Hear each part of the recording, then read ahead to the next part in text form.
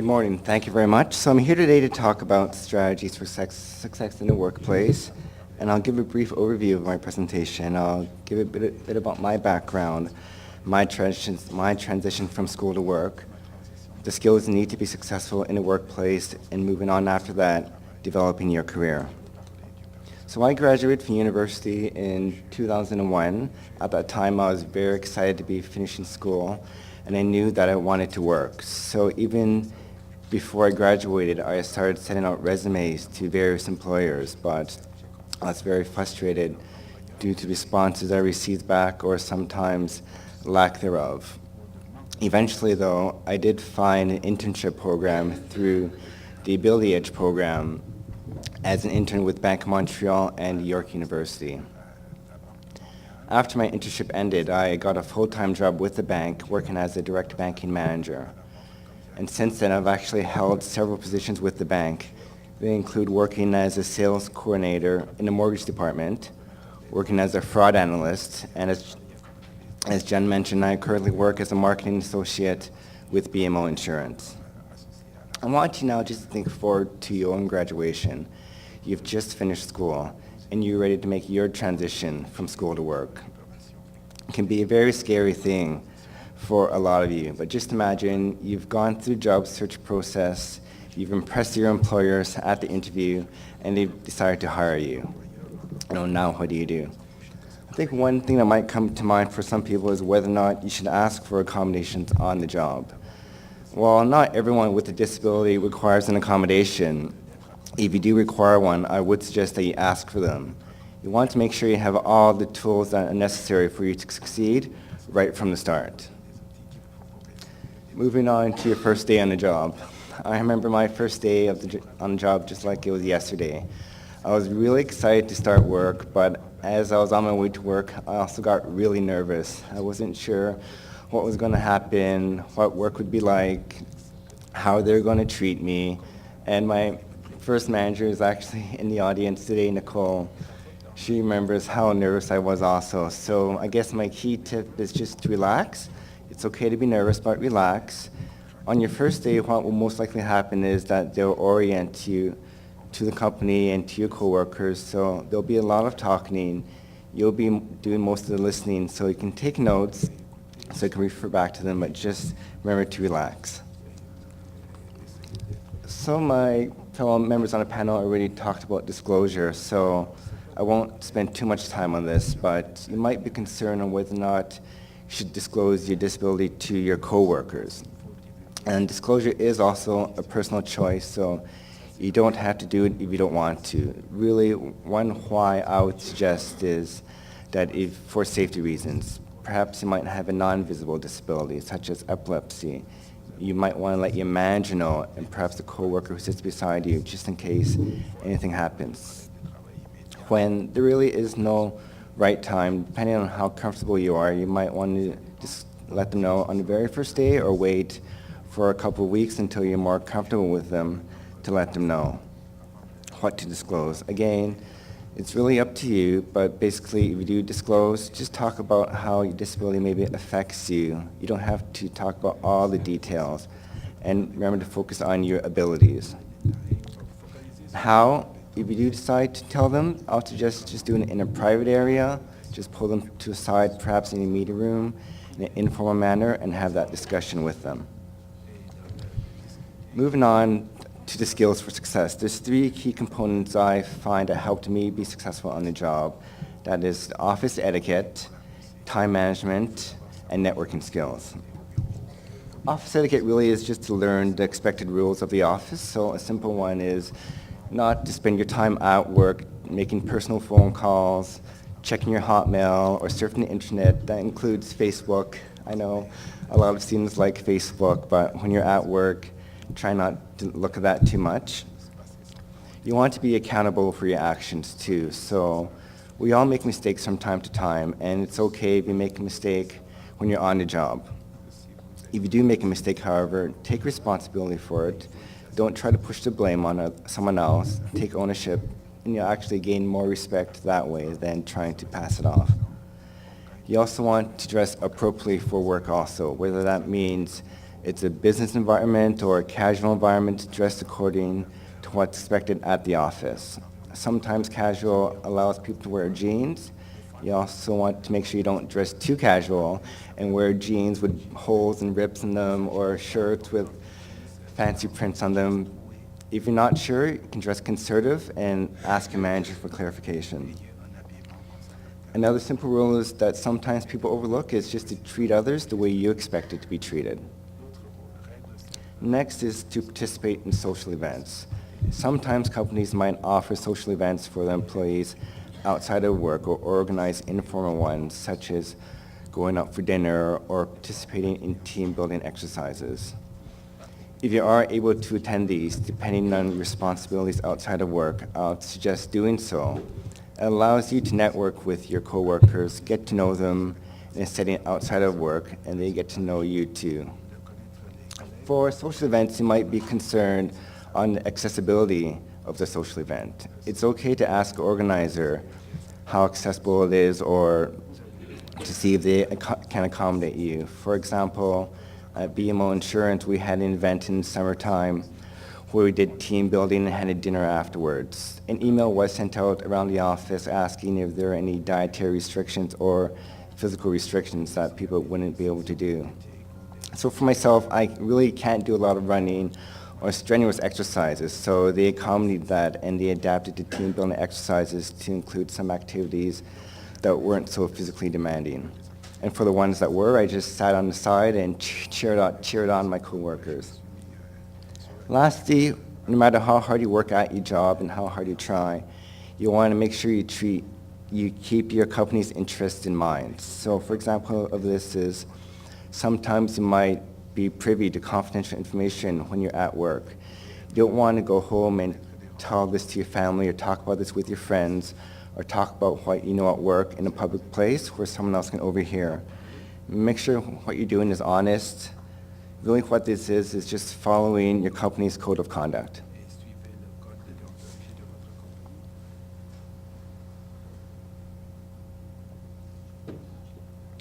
I'm moving on. I'm going to talk about time management and managing your time at work. And really the key point here is that timing is everything. So you want to make sure that you plan out your work day and your work week so you can schedule yourself so you can finish your job and do the tasks that are required. Make sure you arrive to work on time. Also, you arrive to your meetings on time so you don't keep other people waiting. Most of us will have to commute to work, so you want to allow enough time for your commute to work, accounting for any potential traffic delays. If you take assisted transportation, such as Wheel-Trans in Toronto, when you book your rides, you want to make sure you book them early enough so that you'll arrive at work before you're supposed to start, just in case there's a delay. Some jobs, such as those in the customer service role, have fixed start and stop time, so there really is no way around that. So you're expected to start at a certain time and end at a certain time. Other jobs might be more flexible, where you can start maybe between 8:30 and 9 and end between 5 and 5:30. If you want to make flexible work arrangements with your manager, by all means do so, but once you make them, make sure you stick to them. By planning out your work week, sometimes you might have a medical appointment, so if you do have to go to a doctor's in the morning or in the afternoon, just make sure you let your manager know. It might be easy to forget, but you don't want them to wonder where you are when you haven't shown up at 10:30 in the morning. They might have thought something happened to you where all this time you're just at a doctor's appointment. Also, you want to make sure you're productive at work. So you're hired to do a job. You want to make sure you complete your job in the allotted time. Your manager might give you a report to work on that's due by the end of the week. Make sure you finish that report by the end of the week. It's just like in school, when your professor gave you an assignment or you have a paper due at the end of the month, your prof wouldn't let you hand in a paper the day after. So for work, it's the same thing. If your manager assigns you work, make sure you fix it. Some jobs might have productivity standards, such as working a certain number of files per day. If you're in a clerical role or if you're in customer service, you have to talk to a certain number of people a day. Whether or not you have a disability should not be a factor. For example, at BMO, they don't lower their standards of productivity for people with disabilities. However, they do provide all the accommodations that are necessary for the employee to succeed. Which goes back to my earlier point, is that you should ask for all the accommodations you need so that you can be successful. Working hard also means that you need to have a good work-life balance. So you don't want to take your work home with you. Work hard, but when you're not at work, hang out with your friends, go see a movie, do a hobby that you enjoy, but it helps keep you sane. A few years ago, when I was in the mortgage department, we were really busy, and everyone was working 10 to 12 hours a day, and sometimes coming in on the weekends. And I actually did the same thing too, and I did it for a while, and for weeks and weeks, and eventually I just burnt out. And I talked to my friends and some of my family, and they knew that I was all wound up, and I wasn't very happy. So having a good work-life balance keeps you interested in work and keeps you productive too. To end the time management section, it's also meaning just having a good work ethic. Show up to work on time, have a good and open communication with your manager. If you need assistance or need clarification, it's okay to ask for it, and just to stay focused on your job and not get sidetracked doing other things. I'm going to talk about networking now, which is basically just the formal and informal relationships you build with people you meet, and this applies to the same thing at work. An easy way to network is just to maintain contact with your manager or previous manager or coworkers if you move on to another job or they move on to another job. And to borrow an idea from Rogers, you want to have a My Five also, which is really a smaller network of about maybe 3 to 5 people who can act as a mentor and support you when you need it. You can go to them for advice, people you trust. My Five includes my previous manager, my current manager, some coworkers who I've grown to know very well over the years, and even a professor I still keep in contact with from university. Networking also helps you develop your communication skills. As my friends mentioned earlier too, communication is very important in life and at the job too. At work, you'll often have to deal with other people, so you want to make sure you can communicate in a clear and efficient manner. At the bank, we have affinity groups for people with disabilities. We have Step Ahead, which is the one for persons with physical disabilities. We have one called Waves for people who are deafened or hard of hearing, and one called Envision for people who are blind or visually impaired. These affinity groups are a great way for our employees to get together, support each other, and network, but there's also lots of other committees that might be available at a company, and that's a great way to meet people.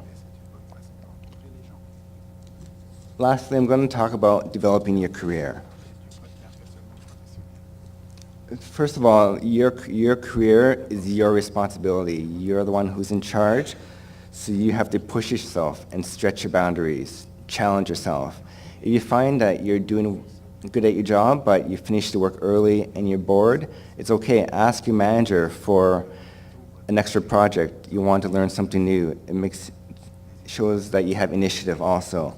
Perhaps you want to ask them if you can take a course. Oftentimes companies will pay for people to learn outside of work. You also want to participate in the self-assessment exercises. This is just sitting down and mapping out your strengths and weaknesses, finding out what skills you have and perhaps what skills you can develop. Plan your career. Be proactive.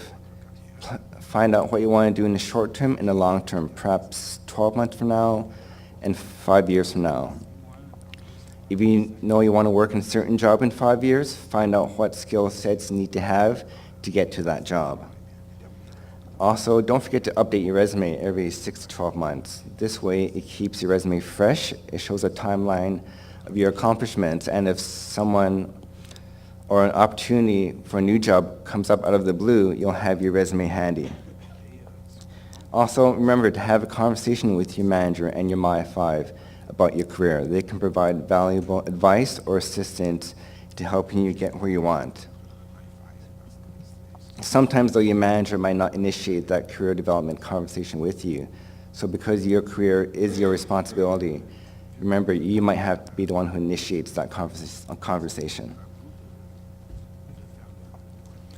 So once you've been with your company for a little while and you're ready to move on, it's time to apply for an internal job.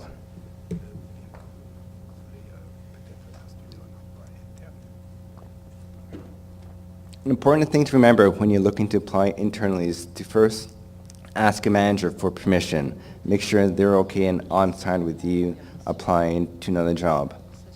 Sometimes there's a time on job requirement for a position, so if you get hired, you might be expected to work at that position for 18 months before you can apply for a new job. So you can't work at a job for 3 months and then try to move on. That probably won't happen. All that networking you've done, now it's time to use it. Contact people in your network. They might know of an opening in their department that's suitable for you. Look through the internal job postings that your company has. Oftentimes, companies have an internal site where they'll post jobs to employees first, and if they can't find one internally, they'll post it externally. Just remember though, when you're looking for an internal job, that it's a natural progression from where you currently are. So if you're working in a customer service role, your next job most probably won't be a senior manager role, but you can apply for an analyst role or something the next step up. You want to make sure that that job matches your skill sets or is a natural progression. If a job you're interested in requires skill sets that you don't have, talk to your manager, ask them, what can I do? What project can I do so I can get that skill set? Research the jobs that you're interested in. It's no different from when you're first looking for a job. If you see a job that you like, call someone in that department or ask your manager. They might know more about that job than you think, and they can provide you insight. You can also try job shadowing. Sit down with someone in that department for a few hours. See if it's really a right fit for you. And once you're ready to find that new job internally, apply. Just remember that the rules for applying for an internal job are no different from when you first applied. So, for example, I've moved on to several roles in the bank, and I've used all these strategies to succeed, and my disability was really never a factor. I showed my employer that I had the ability to do it, and I demonstrated it with a good work ethic, and I got these other jobs, regardless of my disability. So, if you effectively manage your time, have a good work ethic, and make sure you have a good work-life balance through networking and your My5 support network, setting goals and planning a career development plan for yourself, you can succeed. Thank you.